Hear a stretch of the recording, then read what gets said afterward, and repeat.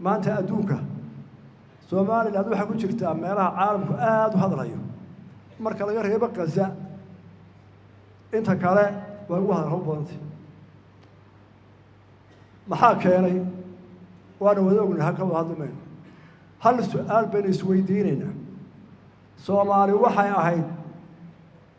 40 sano ka hor shan qaybood shanta qaybood waxay ku tashadeen in Soomaali la isu geeyo oo dawlad qura noqdaan ayaa laga siinaa oo laga wada hawlgalay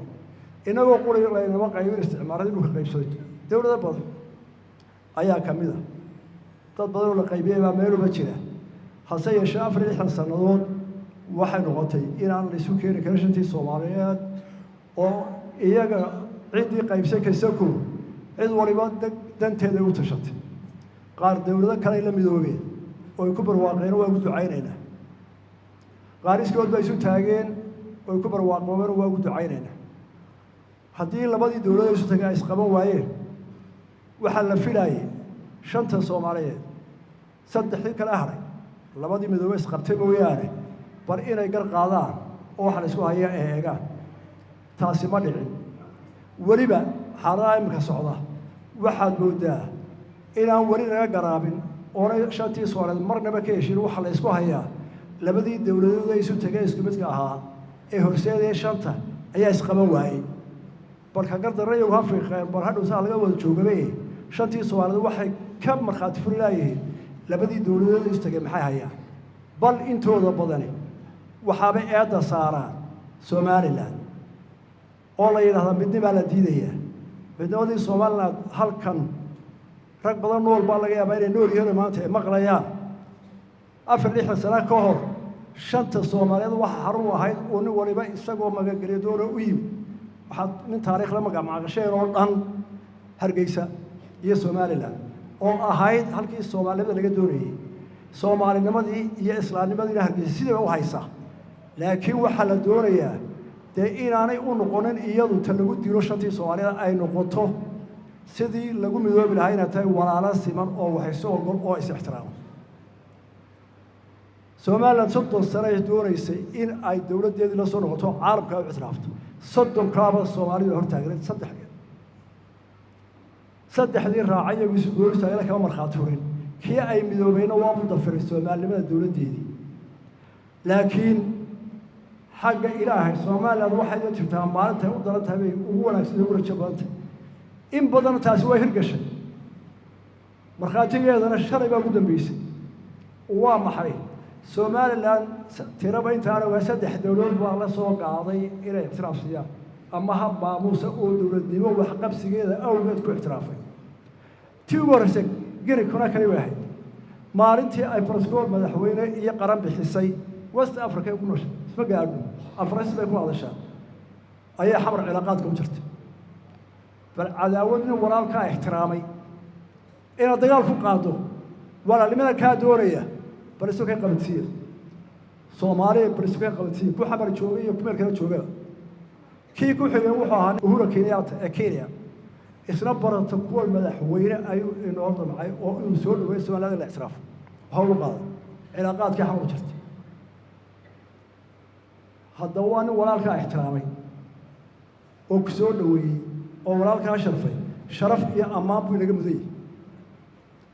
تاسع على مرخاتك والله هيدا تيجي حكتي إثيوبيا سوق قاضي سؤال الاعترافنا تضربكم أو عسكري أو إثيوبيا رجعوا ما تي وشاب كلاهي علاقات كالوجه حمر تجوا وحفريه أنا الشباب كانوا لينا نقرحيا نقولوا الصومال نظروا احترام أنا تاسع معيد وركه وأنا ورالك وأنا كان وحبي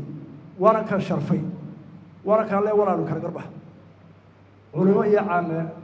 يو حاجة عقل جاس برسول هاي هلا إيجا صومالي ولا ما هينتين أركن شوفت سور سكر ما أساس وحلا قاعدة كرنا ما صدق حد يقول بقى رسول تاكتينا وري للصوماليين وصدق حلام يقول بقى كذا شيء هذا ورمشة وحلا قلدن ولا كلا قرليه ما هينو حسي شيء وحا إلهي إنه أمر فري شريك جين كراكري نكى علاقات كوتشري وزير الخارجية maalintaa ciidaqaadka u geeyey ee weliba aad faahfaahiyey eed moodisay inuu jannadii ku tagay isugu faanayo ayaa maanta leh waan ka go'ay anaa xamar oo dawlad kale aan ahay oo way qaldanayd oo waxaa la hayaaba waa khalad bal markhaatiga ka weyn waa kuwa waa isla wasiirkii shalay lahaa ina koraan kari waa isla wasiirkii shalay lahaa kiiniyaati muxuu Soomaaliya ictiraaf ayaa maanta miidiyaha ka taagan qalooca halkaa yaallaa meel buu ku jiraa waxaan ku soo gabagabeynayaa haddaynu Soomaaliland nahay cidna colaad uma hayno wixii dhibaato ina soo gaarayna horeynu uga saamaxay inagu waxaynu doonaynaa shanta Soomaaliyeed oo mid waliba halkiisii barwaaqo ku yahay oo walaalo waxa qabsaa iyaga oo siman oo is ixtiraamaya ay yihiin wixii taa ka hooseeya era adigu ma tiid waxba waxaan leeyahay adiguna waxba noqon maysid kaana aqbali mayno waxaad sii abuurtaa waa colaad iyo nac iyo dhibaato sii socota taa intaasaan uga waanaya u dhaafi maayo Soomaaliland waxaa laga doonayaa meel wacan bay marayaan 30 sano aynu dhisnay oo adduunku maanta inagu ictiraafsay waxaanu qabsanay oo dalkeena nabad ka dhignay dal kasta dhexdiisa dhibaatooyin way jiraan meel wala adduunka ma dhibaatada iyo nolosha wada socdaan waxayna dhammaan 30 sano inaga xalisan dalkeena nabad baynu ku hayn wada jir baynu ku hayn waxaanu qabsanay inaga khilaaf kasto imaado inaga xalisan kaana maanta inteedu waynu ku filanahay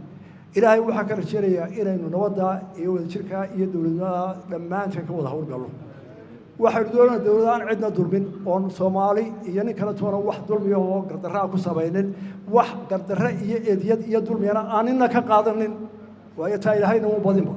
diinteenu inay farin inaynu ka qaadano sida uu culimadu ku ducaynaysana in ilaahay arsaaqada inoo ballaariyo nabadda ina siiyo horumar ina siiyo amni ina siiyo walaaltinimada ina xoojiyo wixii hawla dhexdeena ana aynu saynu qabsan jirnay u qabsano dambigeena Allah ha dhaaf kiiwaadkan Allah ha dhaaf dalka iyo dadka iyo dunyada Allah inoo barakeeyo diinteena Allah inoo weeyo kuwii diinta ku adkaysta inaan noqono ilaahay hayna waafajiyo dhammaanteen wixii buka Allah ha caafiyo wixii dhibaatada Allah ka saaro wixii faqri qaba Allah ka saaro dadkeena oo cududiisa iyo xoolihiisa isku darsada oo ka baxa baryada iyo maalin walba caagada yar dadkeena hor dhigaayo waxa qabta Allah inaga yeero